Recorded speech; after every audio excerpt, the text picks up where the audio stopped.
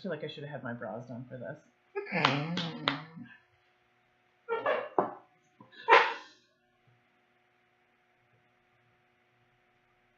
People are ready for Q&A. Judy Chef's Battle wants to know if I will be on this feed. It's also weird. It's like, hey, we have camera operation. Wait, that's not even live. Right. Right. Who's running the camera, John? That's probably you at the time, actually. I'm doing it with this hand over here.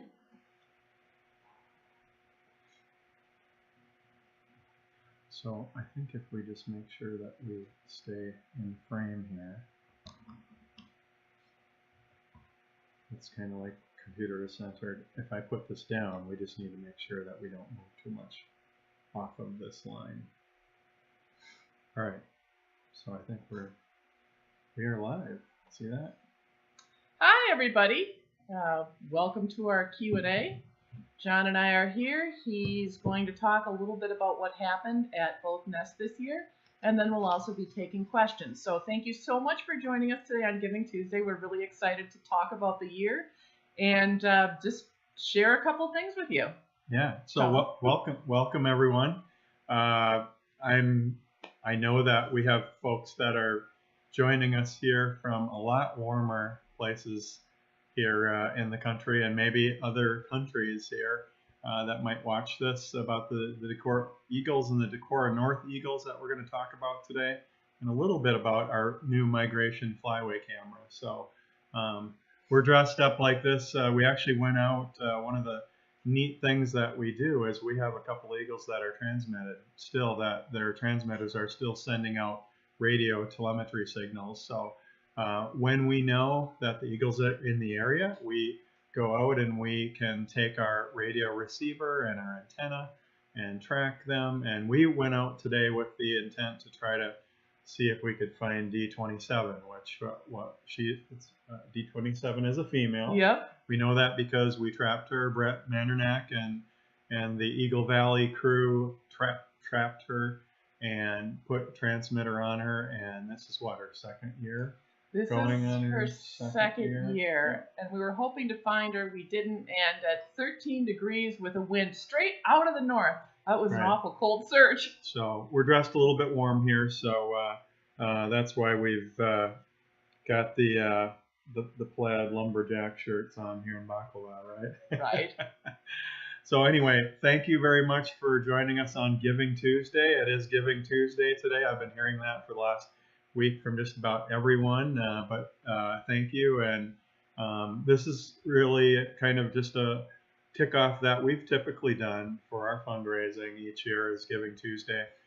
It's kind of the start of the Eagle nest building season. We've seen Mom Decorah and our new male doing that nest building. We've seen the eagles at the North Nest do that. I don't know about out in Colorado. At Fort St. Vrain we've also seen the eagles on the nest periodically. So it looks like everybody is starting to get ready for the next season. So the cams are up and going. We've got our broadcasts going.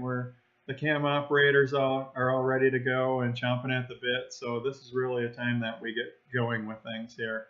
And so anyway, thank you for any contributions you can make to the Raptor Resource Project here on Giving Tuesday, and being generous. That's what this day is for. So whatever your passion and whatever charities or other organizations that you fund or follow, it's great that you do that. So thank you. Wanted to talk about the Decorah Eagles here. We wanted to talk about the Decorah North Eagles. It was a pretty big year. Maybe talk a little bit about the Mississippi River Flyway Cam. I was thinking about giving you guys some information. Amy and I will talk here for about a half an hour, and then we'll open up the second half of the hour here to questions, and we'll be looking into also want a big shout out to our Explorer partners who are helping us with the live stream today. Thank you very much for your support and your help. They're working hard behind the scenes to make sure that you can all see us here today and 24/7 on the live cam. So thanks, and our landowners and all of our other partners here. So we'll get right into business here, I guess. So Decorah Eagles, let's start here at the fish hatchery nest. So We all know that this was a really remarkable year. We had a shift change in Yeah. Eagles, right? Yeah. And we'd been talking about it. We had been wondering, what's going to happen when we lose Dad Decorah or one of these Eagles? What happens? And we got to find that out this year. So it's something that we've been thinking about. We know with bald eagles and other animals that's going to happen eventually. We always hear the talk about eagles being, mating for life, and we know that that's not necessarily the case, right? Yeah. But this pair here, Dad Decorah and Mom Decorah, had been together since about 2000, late 2007, early 2008, I believe. So that's a long time. That was 10 years. So. And if we get the dates wrong, please apologize us. Please accept our apology. I have to tell you, dates not my strong point. Yeah, so. I'm pretty sure that was it, because late 2007 was when they were filming American Eagle. American Eagle. And into the 2008 season is when most of the filming started there. So, so that really big changeover. We had that 2 very late snowstorms, and eagles can handle that. I mean, a lot of people look at the eagle streams and they say, "Oh my gosh, they look so cold," or this, that. Eagles are made for that. Yep. We're the 2 states with the biggest eagle populations. What is it? Alaska and either Florida or Minnesota or Iowa or something like that. I think it's Minnesota and Florida and Alaska are 3 of the largest. And we know the ones that are down in Florida, they're smaller in size and weight and everything else, but very hardy eagles here up in the North Country. What happened to Dad Decorah? We never really figured out exactly what happened to him, but we lost him. And once that happened, we did our search. We could not find him. The thing that we really were interested in looking at here is, hey, what's going to happen? We've got this changeover in one of our nesting pair, and we're going to get to find that out. So a lot of questions come up there. We have 3 young that were just about getting into their thermal down phase, I think. They were starting to get their thermal down maybe like a week or 2. And I'm going to break in here something real quick that I want you guys to know. So Dad disappears. We accept that Dad's disappeared. We look for him, volunteers. We search all over. We get a drone from the Decorah Fire Department. He's gone. So now we have a really important decision to make, and that's, do we ask for permission to remove these eaglets from the nest? We don't happen to have that just sitting around on our permit. So I think John called me up and I said something, and he looked at me and he said, "Why would we take Mom's babies away from her?" And that was it. That was the decision was made then and there. They had their thermal down. We shouldn't have any more bad weather, and we decided to trust the eagles. Right. Yeah. Very well said.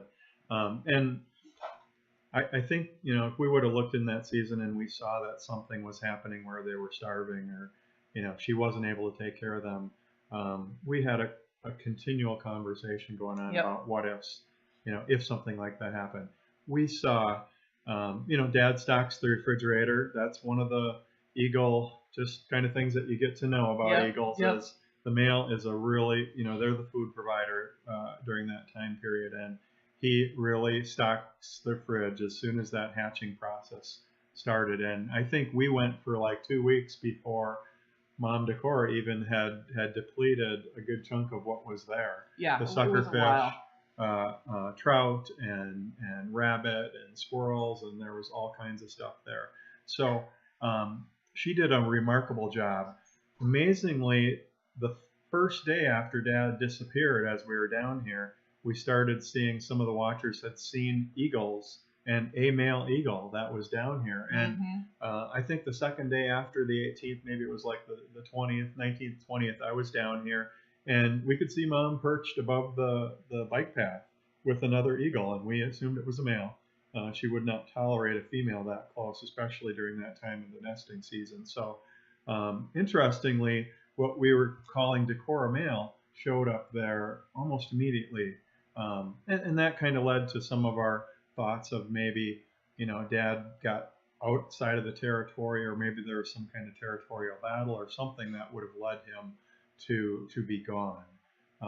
But we did have this male show up right away, and he never made it into the nest. Mom would never let him onto the nest. No He got real interest close, in that. and he'd kind of inch down the skywalk branch, but she would not let him anywhere near the young. So, and that leads into something that I wanted to mention. We've been talking about it, but I've got some really more detailed information here that I'm going to be sending out. You know, we've been talking for years about how do we identify eagles and identify whether or not we have a different eagle. Are we looking at the same eagle? And one thing that Bob mentioned early on was, boy, you know, we might be able to do some tracking and looking closely at some of the specific patterns in the iris of the eye and beak patterns and things like that to try to verify. Because I think he had suspicion at one time that the male eagle here, Dad Decorah, had changed. So he was thinking about that. During this time period, we were thinking about it too. Yeah. I'm just going to hold up a few pictures.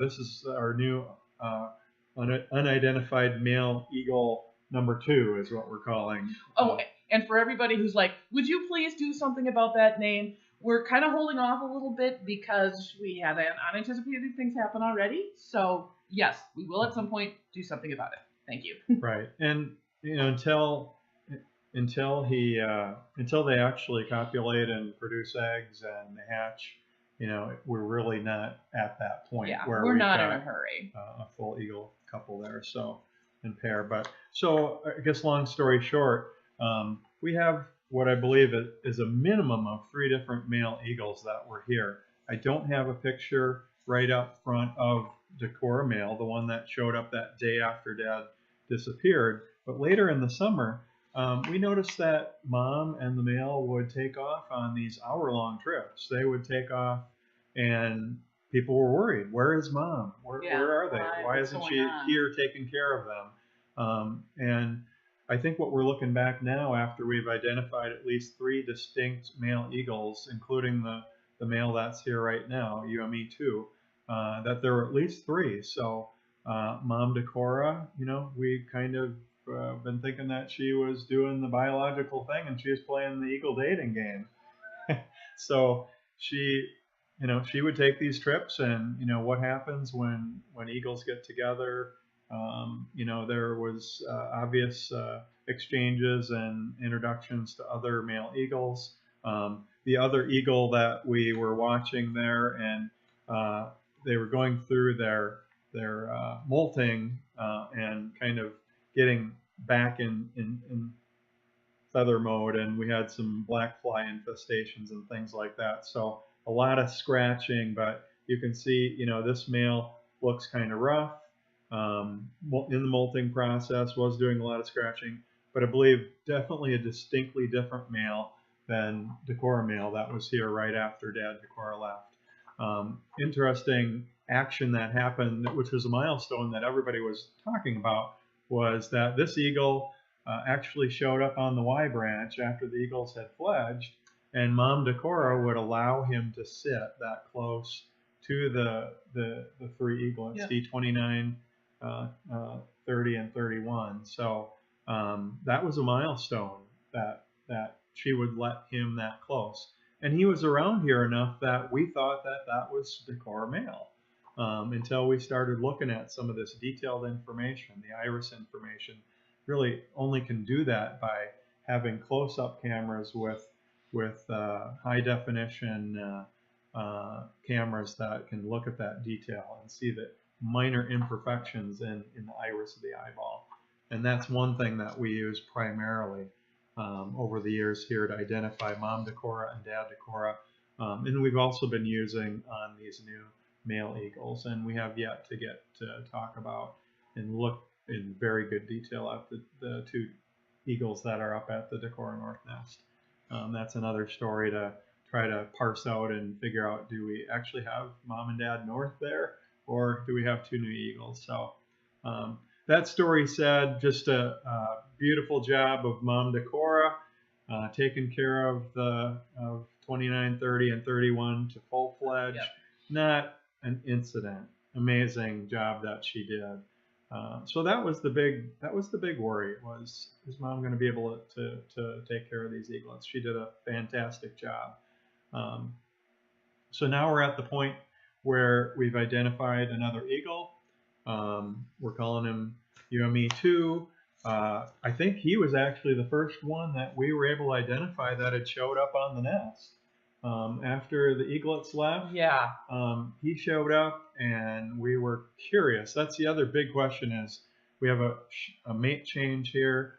The male has a lot to do with raptors and helping select the site. He'll show options, but the female will do the final like selection. Bob used to say, right? she lays the eggs.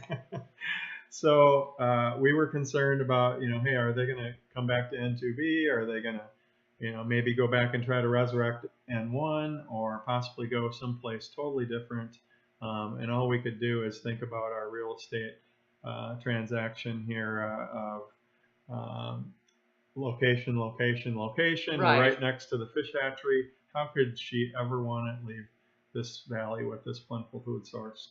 And that turned out to be the case. So they are pretty heavy into nest building. Yep. I know, Amy, you've looked at the details and actually done a time lapse of some of the additions to the nest. But remember, this is a nest that we built. Yeah. This is a man-made nest. So this is a joint collaborative project between Raptor Resource Project and the Decorah Eagles. So. And I do think it's fun to see corn stalks. I mean, corn husk roses coming into the nest too. It's a little bittersweet, obviously, because Dad also used to do that. But I enjoy not only comparing the differences in all three nests, but also just seeing that continues to go on here. I think Right. It's a lot of fun. Right. Yeah, and there's a cornfield right to the north. It's all picked and harvested, but that's chopped and silage has been pulled out, and so there's plenty of material for them to use for kind of rounding out that nest cup area and they'll tear the corn, the leaves and the other material, and they'll rip it apart and make small pieces that can be used as part of the inner part of that nest cup. And they'll probably be bringing some grasses in as we get closer to the egg laying in February. So the things look good. We've also been asked about whether or not we think they're going to go earlier, because we've seen at least one attempted copulation, and because they are so active in the nest. We know from watching eagles and also falcons that when there's a mate changeover, that actually tends to push egg laying later in the next year or even next 2 years. So, personally, I would expect it maybe to be a little later than it has been the past 5 or 6 years in Decorah. But that's, I guess, just another thing that we're waiting to learn. Right. So anyway, something to look forward to here in the next week or two. Going to Amy did a really nice blog on the whole eagle eye iris usage for eagle identity. We've gone and looked at nair shape, orientation of the nair on the beak, imperfections in the beak and different characteristics to really back up what we think is at least 3 males since the second one here. So we'll be putting out a little bit more information here in the next couple weeks on that. But very cool information and science, really, I think, in eagle identification. I don't know many other cases other than with eagle cams where people are really trying this hard to identify, do we have the same eagle or not? As far as that detail, it probably is related mostly to famous eagles. The ones that are watched by so many people care enough to know, is this the same eagle that I've been watching? Eagle. So with the nest preparations and pair bonding, things are well underway. Things are looking good. Knock on wood, we couldn't ask for anything better at this point. So move on to Decorah North. I think we'll look at questions here in a little bit if you have on either of the two nests here. But Decorah North, boy, what a year of change there too. Yeah. We had the interesting season there, only one egg laid, and then that egg being crushed after a week and a half of incubation, I believe it was, and just really everybody's spirits were just crashed to the ground there. I think when that happened, all the North Nest followers, and one of our board members who raises and breeds falcons, falcons, Jim Robeson, I think you had a little bet going on with him. Yes, I lost a bet, but I've never been happier to lose a bet. Bet was whether or not they would reclutch, and I think we were really questioning whether or not biology would continue, and they would continue. We saw that they were continuing with the behaviors that would indicate that they're still in the mode of copulation and productive egg production, and having some more eggs laid there. And what was it? I think almost a month afterwards, 3 to 4 weeks. Finally, 2 eggs were laid about 3 to 4 days apart as normal, and we were very happy to be able to see more eaglets. And we thought, wow, we're just gonna, we had eaglets hatching at we're the just regular going to nest. extend our eaglet season. More eaglets. The big worry was, are they going to mature enough to get to dispersal? Because they basically lost a little over a month compared to the rest of the eagles. And the heat, the gnats, kind of that being in the wrong time window of hatching of eagles, we saw what those windows overlapping could do. I think it was heat, and the eagles, Mom and Dad North, were keeping them covered, I think probably a lot because of the gnats. So that probably even accentuated the heat aspect even more. But they lasted just a week and perished. So we saw what people personified more as a mourning process, and just the eagles finding out that the eaglets had perished. Yeah, and it was really disappointing, because I know so many of us, after the earlier egg failure and reclutching, were just really excited and really felt positive about it. So it was really, we were sitting out in the Mississippi River trying to find peregrine falcons at Fire Point when John got the phone call, and it was really quite crushing. I understand. I got a lot of emails about it. We had a lot of Facebook comments about it, and I do. And of course, our excellent Decorah North chat group also fielded a lot of questions about it, and also struggled with it. It was a hard thing, and we know from watching life at our nest that things aren't always pretty. This is, as much as we watch them, they are still wild and still their own. But that was still hard. Yeah. So there again, new territory. We had never been in that territory where we hadn't watched our parent eagles raising their young. So questions came up. Are you going to shut the cam down? What are we going to see? It's like, hey, this is something new. We've never seen this. We want to watch this. We want to detail and document what's going on here. So we did that, and I guess year of change and lots of surprises. We were watching the eagles through the summertime period, and they survived, and the nest did. I'm always amazed through the windstorms and the rainstorms, and this area has really gotten hit hard by storms and flooding. Same thing with the cam equipment, the electronics, managing through all these lightning storms and things. I guess we got to see again another eagle nest come down. I think it was August 27th. I think it was. I'm pretty sure. I know it was the end of August. 27th. I was actually trucking a ladder down here for work on the Mississippi River Flyway cam, and ended up driving in that storm and had to pull over. It was an unbelievable amount of water. Yeah. So pretty sure we figured out why that nest failed.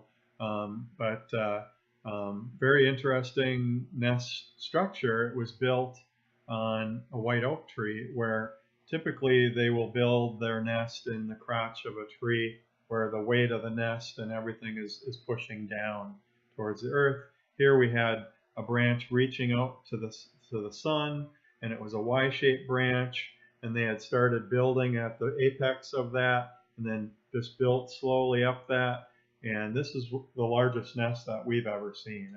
I believe it was probably getting about up that one direction, about 11 feet in diameter in one spot, and probably 8.5, maybe 9. Yeah, it was big. But what happened as you move up and those branches move apart, they're at least 4 to 5 feet apart at the far side of the nest. And what happens as these branches get wet year on year, and they start to rot, and those supporting branches are rotting, we actually have a big garden full of a ton of soil up there that is decomposing material. And that weight basically that whole nest just slumped right between the two pieces of that Y of the branch that supported that. So, and Amy did go take a look at it right away. It's like it is right underneath, and it was just a big pile of compost and small rotted branches. I was absolutely shocked, first of all, at how much compost was in that nest. It was, cubic yards of it. Right. It would have been very heavy. Yeah. And I was actually kind of surprised that there weren't more branches in it.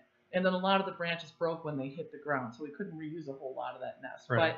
But that was a surprise to me. So,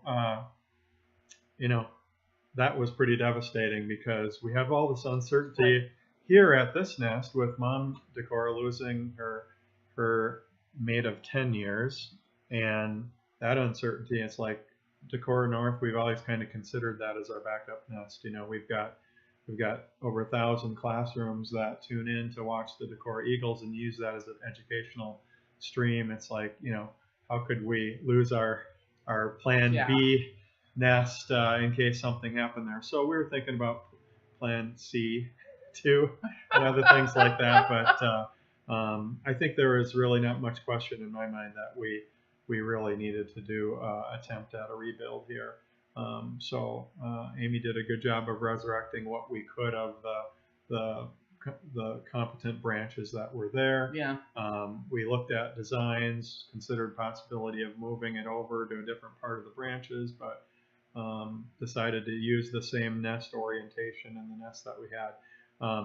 We've put pictures out there, but I'm very proud of the job that we all did kind of putting this nest together. So this is our second nest that we built, man-made nest, and basically Y-shaped branch, and we took two 4x4s and put them at two different parts, and then radially we put 2x4s on top of that, and then we put L-shaped brackets on top that the branches could be weaved around. Yep. So it couldn't slide to the side, and those 4x4s are strapped around those branches. Really, that tree is going to have to come down for that nest to fail again. There's chicken wire underneath there to stop materials from falling through.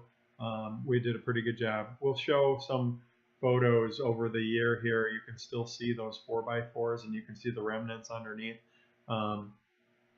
Interestingly, when the Eagles did show up, it was a little bit later, I think, than Decorah, but it's funny how it all happens at once. I remember the male here at Decorah showed up on the nest, and we got some good footage of him, and then like a day later, two Eagles show up at Decorah North. It's like, just like it happened right after each other, and it was like these days of wondering whether or not the Eagles were going to nest there and start actively looking at these nests was, it looks like they're going to.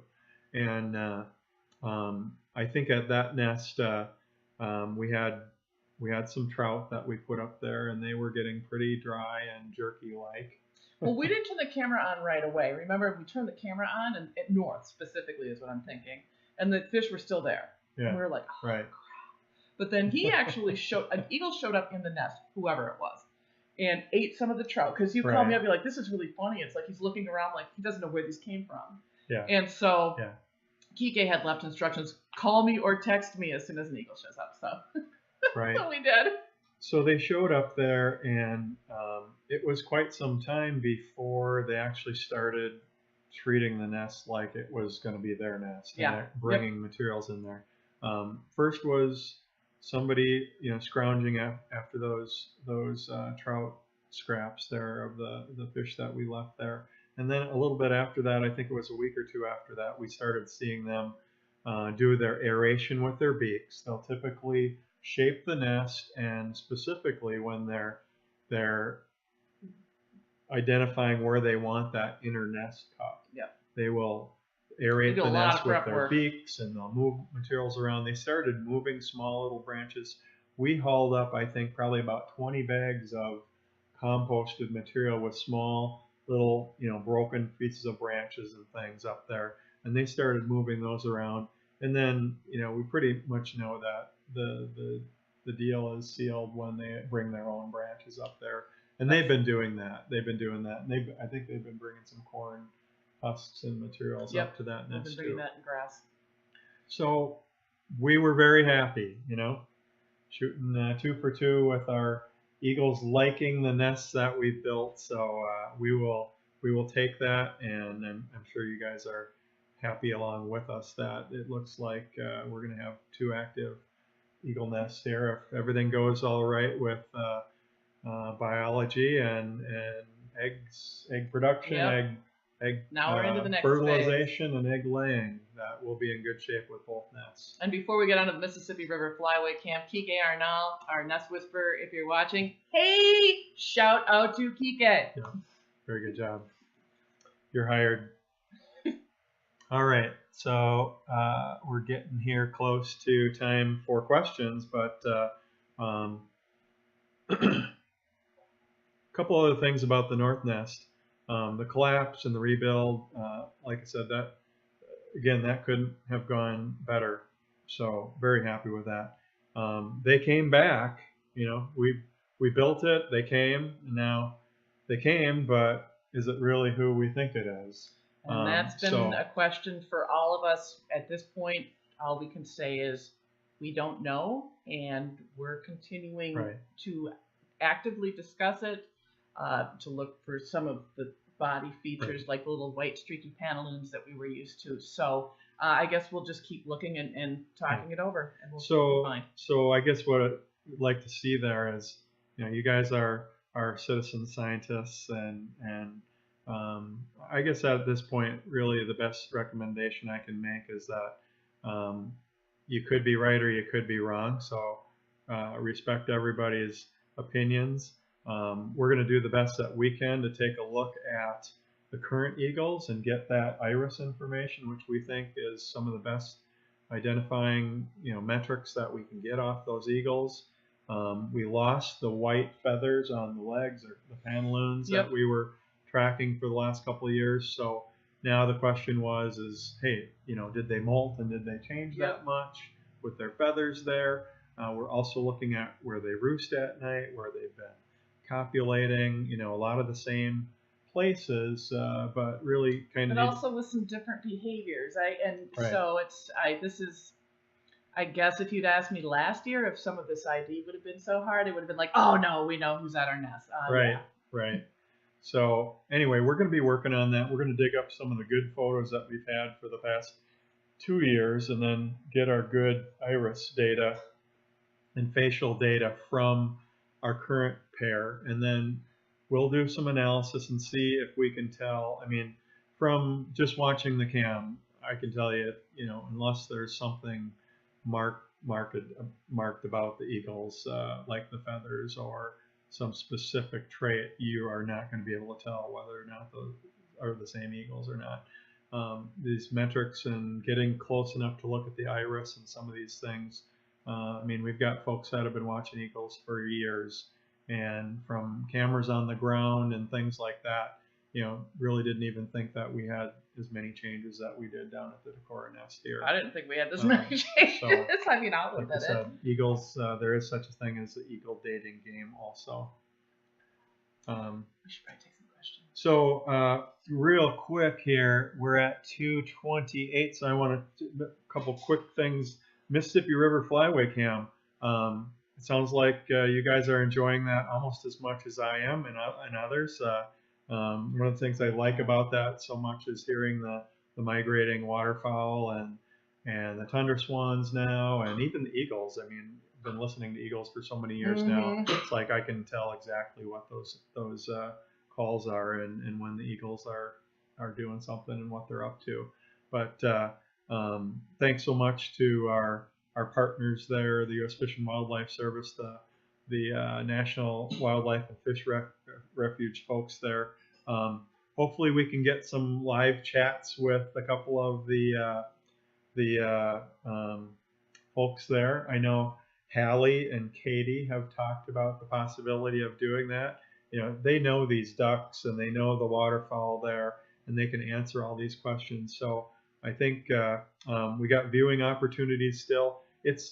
I think the overall opinion is that the migration was delayed in a lot of ways this year. Yeah. Whether it was all the wet weather or something to do with climate and things like that, but a lot of the diver ducks had really not shown up, and now they've recently showed up. So and really even the tundra swans seemed like the numbers had been really slow in developing there. But that will be possibly maybe in a couple weeks to a month here. So keep watching. Even though the river's icing up, there is more to see. Yep, and they will congregate in those areas, and eagles will be taking fish and other food around those open water areas as long as they're open. Yep. We watched the other day from the Great Spirit Bluff Cam when that thin layer of ice had just formed down on a couple of the islands off of that. We were watching some of the eaglets just sitting there floating downstream, and it was funny. It reminded me of a couple of the little videos that were out there of eagles on bigger chunks of ice. Yes. These looked like they weren't even there. It was like they're standing on the water. So I think we're to the point here where we can look at some questions here. We got about half an hour here.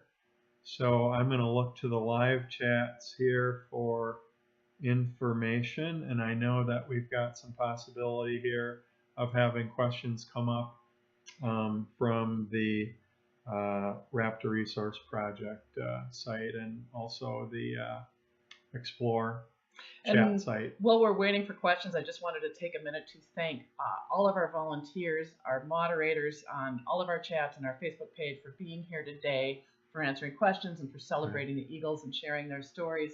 And I wanted to thank the camera operators as well. You guys, your work has really, I think, made us very best streams on the web. And I can't begin to tell you how much we appreciate it. So thanks so much for your help. You wrote in one of your recent posts, Amy, about how people watch the eagles and it might be eagles or it might be bears or whatever, and it's like you might be sitting there with a child on your lap and showing them something neat about nature, or as Bob used to always say, you might be in a nursing home, or you might be fighting a battle with cancer or something like that, and this seeing nature is something that really can be a reason to get up and push on another day. So we've got a question from Judy Shep's Battle about any speculation about whether the Decorah male, so the first eagle that showed up that we were calling Decorah male, was an offspring of mom and dad. And honestly, I would love to know, but we don't have any way to tell. We know from tracking eagles that, we haven't seen our eagles come right back to the nest, although we've seen them come pretty close. But we know what's happened in other places. Yeah. So unfortunately, though, without a band or a transmitter or some kind of ID, we simply don't know. What I'd say is we do know enough about what the Decorah eagle offspring do because we've put transmitters on them, we tracked them. And Amy and I were out just today around the Decorah area here trying to track either D27 or D24. And we know they've come back to this area and they spend a lot of time here. I'm going to quickly answer a question for Old Dog. Q for Amy. What is the bird on the chest behind me? Since this is quick, this is Willard's chicken with my owl hat, not an actual owl, on it. So there you go. And then we also have an eagle from Lori Carnes' class. And this beautiful painting, which you can't really see. This is actually a graphite drawing that was done by Verdell, who has also done some eagle shirts here of the Decorah Eagles. And we're going to be making this available. It's a very nice graphite, partially colorized print that we've been giving out for gifts to people, but that's what's in the background. Ronan B asked, has D27 nested yet? No, eagles don't hit sexual maturity until they're 4.5 or 5 years old. Some of it's not that they all immediately start nesting then, but D27 is not old enough to have started her own family yet. Right. And the one thing I wanted to mention about how, if we could even know whether some of these young eagles are ours, we know from the ones that we've tracked that they do tend to come back to this territory in this area. That's about the best we can say. Is we know that our Decorah eagles, even if they've been almost up to the Arctic Circle, Polar Bear Provincial Park, they come back down here in the wintertime, in the fall. So it's possible, but we'll only be able to guess. Now D27, we do know from our banding station that we did have we have our master bander Dave Kester and John Stravers out there with the Luther students trapping and banding raptors, and we almost caught D27. I can't remember if we've shared that much publicly on social media. I think we did, but maybe we didn't. So yeah, imagine that, D27 coming down to one of the areas where we trap the raptors, and they see a transmitter on it, and then we look at the tracking data the next day after it comes in from the satellite, and D27 had come right through there. So she came to say hi in person. Okay, so we got a question here. Don't recall corn stalks in the nest last year. Are the nesting materials dictated by what's available in the area? Do you remember corn cob, however, and the trio playing with it? So that's a good question. It does really depend on what's available in the area. We've caught the eagles down going onto the ground and ripping tufts of grass with their talons and flying off with it, bringing it up into the nest shortly thereafter. There's that cornfield right to the north of N2B and the former nest here, N1, in this area, and they've brought those leaves and shredded them up, and they've brought the corn stalks in. And don't forget, Decorah North, we have the first documented case of eagle farmers. They did bring up cobs of corn, and the mice that run around in there and chew and munch on those for their little midnight snacks, they missed one kernel of corn, and that grew last year to a 7-foot tall corn stalk with the ear of corn on it. And someday we might try to plant some of those little, see if they go anywhere. And then actually in our Colorado nest, which is out in a real dry area, it's kind of out on the plains, that nest is all grass. And it's really, if you go up into that one, it's a lot drier. It's not as composted. And then again, we never see corn because there's no corn out there. That's all grass. Right. Here's a little different question. I think is a really good one. How can people support the Raptor Resource Project? So, there's the obvious. It's Giving Tuesday. We're doing this. There's monetary support. That's always helpful in any way that you can, whatever you can do. The thing that we also tell people, since this is a nature cam and a live cam, I guess we don't necessarily want to promote people to sit in front of a computer too long. Use what you see, use what you learn and you enjoy, and then get outside and either make a difference in your own backyards and your own communities, or share the eagles. Right. You might help educate kids, or you might, come take them on a field trip and share some of your knowledge about bald eagles with them. You might be a teacher. You might, have young kids, or even old kids that haven't learned yet. So or obsessively pick up trash. That always works for me. Yeah. One thing I'd like to say that's been big on my mind lately is that I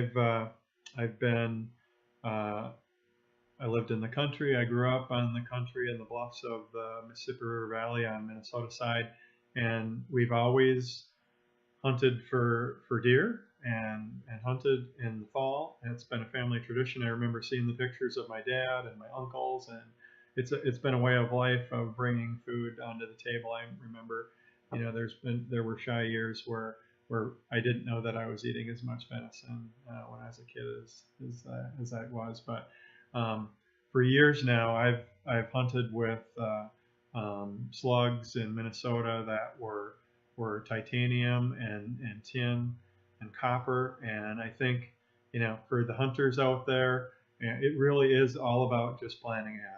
I mean, if you care about raptors and other wildlife that can get poisoned by lead, and you're a hunter, all it takes is consciously saying, I'm going to go out and get a different type of ammunition that doesn't contain lead. And I'm going to do it for two good reasons. One, I'm not going to contaminate the meat that I'm going to eat myself and share with my family and possibly friends.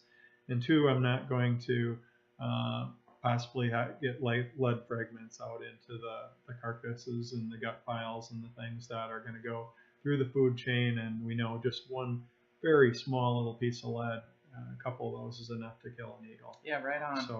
So I guess that's a good way if you're a hunter, and I know there's a lot of hunters out there. That'd be a huge impact if we could get hunters to do that. We had a question about which eagle determines the number of eggs laid from Pam Lord.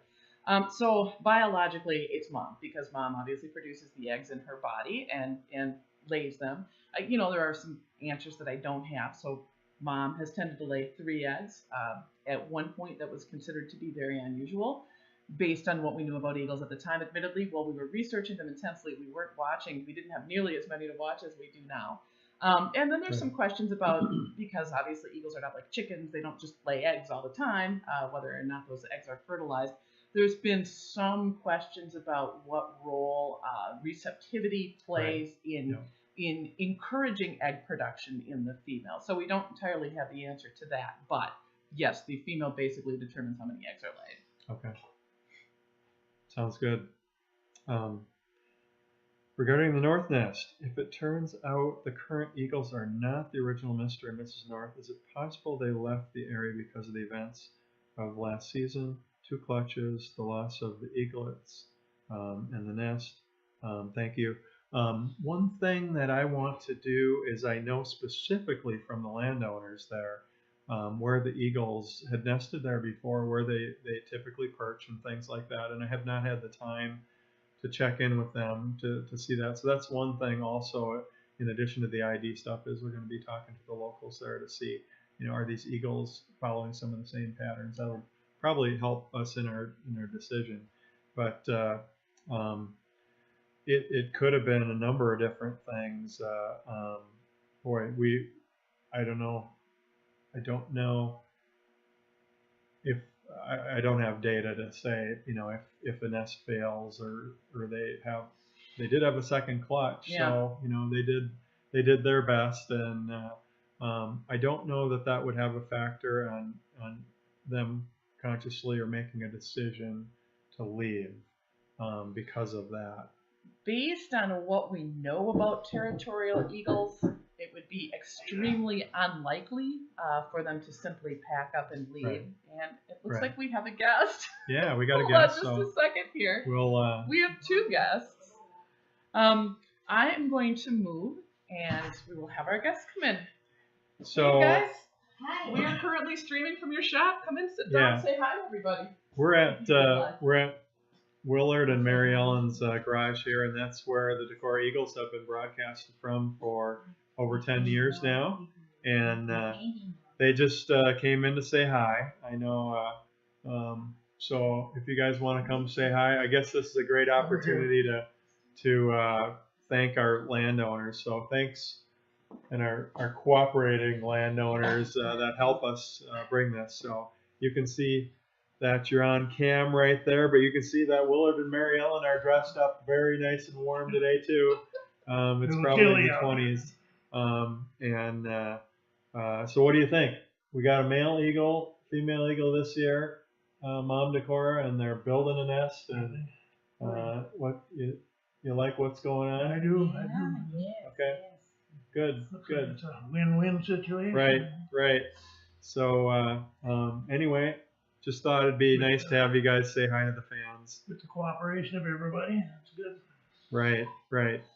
So anyway, thanks again, Willard and Mary Ellen. No problem. Okay. Good to be a part of it. They're going to listen back here and see if they can answer any of the questions. So you guys raise your hand if you think that you can answer any of the questions, and I'll call on you. So, all right. I'm a very visual learner, and I was wondering if there are any life-size pictures of adult bald eagles. I have a life-size pic of great horned owl and would love to know if there are any of the eagles. We've got some HD pictures that I've blown up for classrooms, and I wouldn't say that they're life-size, but, we've got good enough quality pictures that could be. And so we could also do it. Maybe what you're interested in would be an illustration that showed them to scale against one another to help you picture how big they are. That's certainly something we could do. Right. So we whether it's cameras on the ground, or the camera's up in the nest. We've got pictures that we can take that are good enough to blow up to be close to life size or life size. It's just a matter of how detailed is it going to be. And Yeah. they're pretty good. They're pretty good. So Yep. I'd say the answer to that question is yes. Any from this side here of interest? See? Oh, hold on.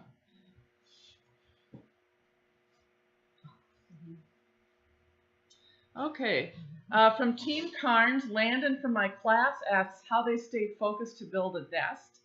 And I guess my answer would be simply that they're programmed to do that. It's instinctual, innate behavior. It can be hard for people. You know, I can have a hard time focusing on things. But they don't really have to think about focusing. It's just something they do. Yeah, it's really neat to watch what they do right now in preparation for the nesting season. And this is part of the pair bonding. We watched them, and this year, I guess I didn't talk much about the changes in what we did with cameras this year, but at this specific nest, and we've always had pretty darn good audio at the Decorah North nest, but thanks to some help from Jonathan and the Explorer folks, we've upgraded some of the audio here, and you can listen to the wing beats of the eagles leave the nest, crack and grab onto a branch, break it off, see them swing around and fly back and bring it into the nest. And I don't think I've ever heard so many cracking branches this year. And it's just, it hasn't changed. I mean, it was always that way. It's just that we couldn't hear it in that good a quality. So those branches are around, the corn stalk, the grasses, the materials are there. And the eagles are just, they're nest builders. That's built What into their do. DNA. Yep. So very good question. Thanks for Team Carnes. And Marion Blossom, I see your question about ideal. Hit me up on email, and we'll discuss that. That's no problem at all. Here's one. I don't know that I can answer this because, but we'll see what Amy thinks. Maybe Willard or Mary Ellen or Isaac can answer this. How do eagles pick their mates? Well, I can tell you one thing. It's got to be the right sex, male or female, right? No, actually. Well, there's helpers that come in. So No. I mean, it's more common, but there are actually cases of homosexual and lesbian birds. And then there's the trio from Fulton, Illinois, not Iowa. Sorry. Yeah, the trio nest. Yeah. Right. So. But they can't have eggs if it was. Well, they can't have eggs. Yeah, correct. Or they can't fertilize and right. have hatched eggs. Right. Okay. I guess I'm not aware of research where they've paired up but just not been able to have lay eggs. I guess she'd lay eggs, but they wouldn't be fertilized, right? And they wouldn't hatch. I don't know that she'd lay eggs. It's an interesting question. Yeah. We're gonna have to check in with the hardcore eagle biologist on this. Sorry about the That's a very good question. But here are some things that let's say we've got a female eagle and a male eagle comes in and is interested in her. Here's some things he needs to do. He needs to bring her food gifts. This is also the case with falcons. The male really needs to prove that he can provide food because he'll be providing the majority of food during incubation in the very early days of brooding. He needs to be, I don't want to say submissive, non-aggressive. He needs to be able to partner with the object of desire on activities that increase the pair bond, which certainly includes copulation, but also includes nest building. Yeah. We've seen them kind of, we call them little like love pecks, bites back and forth, and they kind of get feisty. I like to say it's feisty. I know if you ever look at cattle or sheep or whatever, they'll jump up in the air and they get kind of in that feisty mood. Right. Eagles tend to do that, and we don't know why, but they just do it like a lot of other animals do. Or humans. Or humans. Yep, you got it. So, let's see. Question about eagle stuff, calendars, other things like that. What do you have? So I did mention that we've got some artwork coming up here from Verdale. Forget, and that's a very beautiful graphite drawing, colorized, of the eagles. We've got calendars, right? Right. We got beautiful calendars. One thing Sherry and Robin. I like about those calendars is it's got some of the highlights of the season and when we expect them to happen on the calendar, so you kind of watch along with some of that stuff, and look at the calendar. We've got our shirts. You guys know that these have been around for a while, but we got our Dad Decorah memorial shirts. 10 years teaching us all about eagles through the live cams.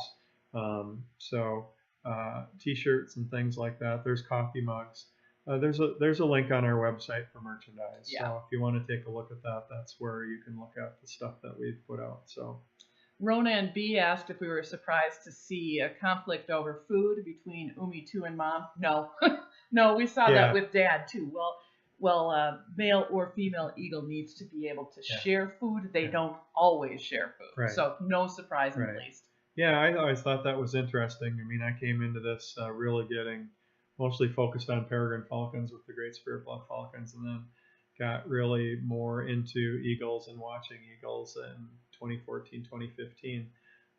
But I did hearing about this tea kettle thing, and it was always interesting how Mom Decorah, whenever Dad had food, and she wanted it. The tea kettle. And remember that with raptors, that's a very common thing, is the male bringing in food and using it as a gift for the female. It's part of the bonding process. It's used for bringing her to a nesting location. But anyway, so he's bringing this food in, and they've got this worked out. When there's young there's food prep areas, there's caching areas and things like that. But Dad would bring something in, and Mom would come in and land, and she would be right up in his face. Kind of stomp over. And it wasn't just that, but it was this high-pitched kind of tea kettle whine, and it's like she would not let up or give up until he'd finally relent and give that food. Sort of like humans. Yeah, it's like, aren't you going to give me a piece of that? So, I don't think that was out of the ordinary at all. Agreed. Okay, let's see here. Has unidentified male eagle 1 been seen since Mom has picked unidentified male eagle 2 as her mate? There were some distinctive features of UME1, which we later started calling Decorah male, because we thought, okay, this is the one. Yes. So we started calling him Decorah male. He had some discoloration on his beak, and I guess the one question I've got is how long it takes for some of that to fade or shed or bleach. That's a question I haven't had answered yet, but there was a curved part of the nair that was different than the current eagle, and I've got a couple pictures of original UME1 or DM of his iris from folks that took pictures from the ground, and then a couple from our camera that are almost good enough to see if there's detail on the iris. Probably not, foolproof, but it looks like it's just not the same eagle by beak configuration and by the iris and some other patterns that go along with that. So that's some of that information that I'm going to release here in a couple weeks. But I don't believe that we've seen him back. Once there's a new male there, this territory is being defended by what we're calling unidentified male eagle 2 right now, and even more so now that they're into the pair bonding and nesting, and they've picked this location for their nest. It would get even more aggressive defense, I think. Yeah, absolutely. Yeah, we think that. We do think they're a pair. So it's 2:54 right now, so maybe let's check in one more question, and then we can wrap things up here. All right. Stay on time. If anybody took an hour off of work to watch this, I'd be very impressed. That would be very impressive. Okay. Let's see, I'm just scrolling up. Oh, Minnesota Linda Bird. I'm glad you're doing well. Thank you for joining us today. I just saw your comment.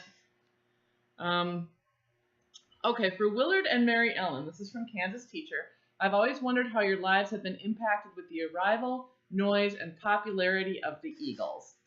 Do you hear them constantly calling to each other